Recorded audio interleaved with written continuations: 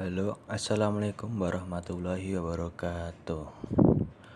Perkenalkan, nama saya Hanif Khairul Razikin. NIM D400200113 dari Praktikum Pengukuran Besaran Listrik kelas E. Di sini saya akan menjelaskan tentang apa itu jembatan Wheatstone. Nah, bisa dilihat dari tampilan layar. Jembatan Wheatstone atau bisa dikenal dengan jembatan galvanometer. Ini ada contoh rangkaian jembatan Wheatstone yang satu ini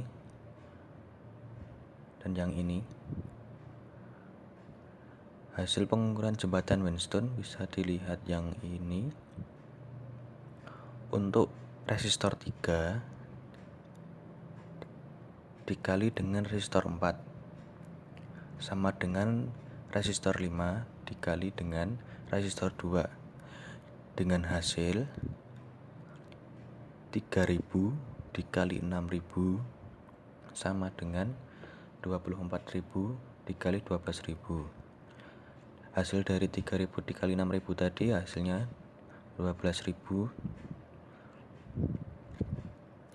dan yang 24.000 dikali 12.000 sama dengan 288.000. Kalau dilihat dari rangkaian di samping, untuk arus IA yang ini, bentar, aku play dulu.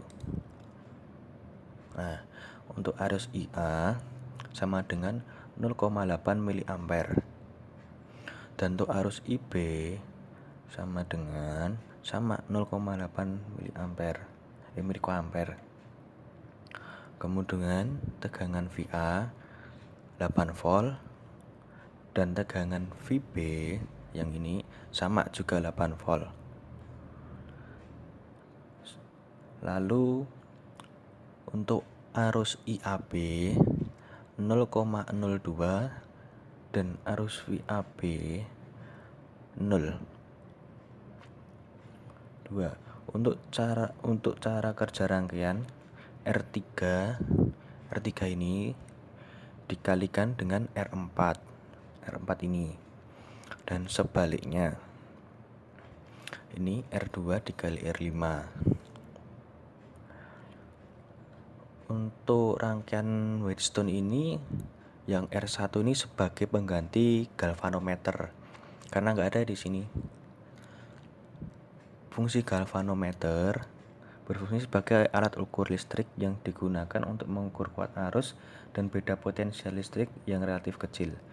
Galvanometer tidak dapat digunakan untuk mengukur kuat arus maupun beda potensial listrik yang relatif besar karena komponen-komponen internalnya yang tidak mendukung. Galvanometer bisa digunakan untuk mengukur kuat arus maupun beda potensial listrik yang besar. Untuk galvanometer pada rangkaian ini mendapatkan nilai yang pas atau nilai 0. 3.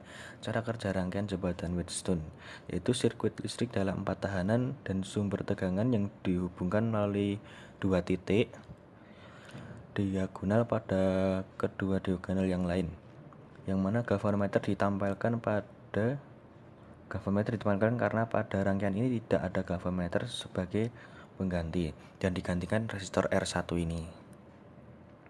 Apa yang terjadi bila resistor 3 dan R4 atau resistor 4 tidak sama dengan resistor 5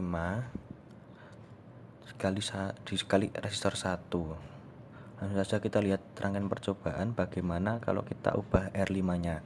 Bentar, kita rubah ya. Bentar, aku matikan dulu. Kita rubah contoh menjadi 20.000. Oke, kita play. Nah, hasilnya tidak akan menjadi 0 karena rangkaiannya sudah beda nilai resistornya.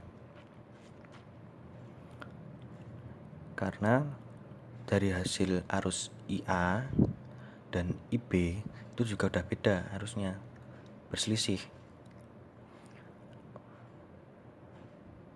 Nah, untuk voltnya juga beda dan Ini 10, ini 1,3. Yang VB 8,8. Udah beda kan? Ntar aku stop dulu ya. Dan yang B, mengapa besaran IAB dan VAB sama dengan 0?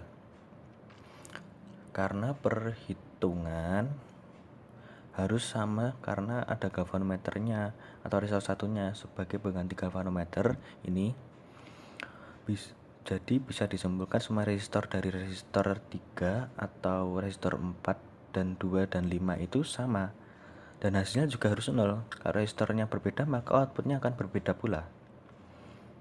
Dan ini untuk variabel-variabel resistornya. Bentar, aku ganti dulu ya.